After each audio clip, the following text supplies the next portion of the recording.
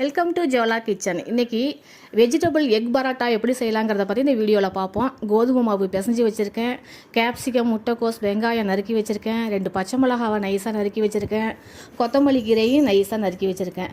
இப்போ பாத்திரத்தை போட்டுட்டு எண்ணெயை ஊற்றிக்கிட்டு ஒரு பட்டை, கடல் பாசி, சோம்பு இது 3 போட்டிருக்கோம். இது பொரியட்டும். அடுத்தது நைஸாக நறுக்கி வச்சுருக்க வெங்காயத்தை சேர்த்துக்கலாம். இது பசங்களுக்கு லஞ்சு பாக்ஸுக்கும் கொடுக்கலாம், இல்லை ஈவினிங் ஸ்கூல் விட்டு வந்தோடனையும் ஸ்நாக்ஸ் மாதிரியும் இதை செஞ்சு கொடுக்கலாம், சாப்பிடுவாங்க, நல்லா விரும்பி சாப்பிடுவாங்க. அல்லது நைட் சாப்பாட்டுக்கும் செய்யலாம். நான் நைட் சாப்பாட்டுக்கு தான் இதை செஞ்சுருக்கேன். அடுத்தது கேப்சிகம், முட்டைக்கோஸ் 2ஐயும் சேர்த்துக்கலாம். இது நீர் சத்துள்ள காய்கறிகள் தான், இதை தண்ணியெல்லாம் சேர்க்க வேண்டாம். இது சீக்கிரமே வதங்கிடும். இந்த ரெசிபிக்கு தேவையான அளவு உப்பு சேர்த்துப்போம்.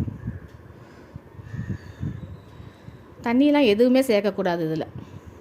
இப்போ 2 பச்சை மிளகாய் நறுக்கி வச்சுருக்கோமில்ல, அதை சேர்த்துப்போம். இஞ்சி பூண்டு பேஸ்ட்டு கொஞ்சம் சேர்த்துப்போம்.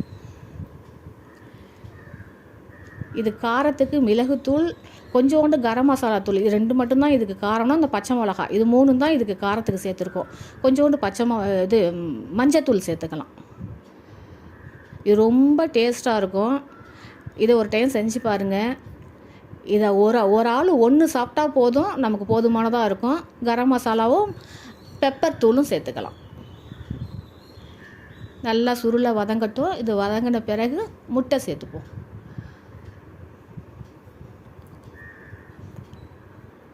செம்மையாக இருக்கும். இதுக்கு தனியாக குருமானு எதுவும் நம்ம சேர்க்க தேவையில்லை. அதில் உள்ள மசாலாவே போதுமானதாக இருக்கும்.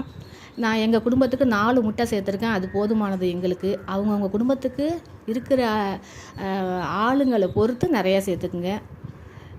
இப்போ நல்லா சுருள அந்த பொடி மாசம் வதங்கினோன்னே கொத்தமல்லி கீரை சேர்த்துக்கலாம். ரெடி ஆகிட்டு இது.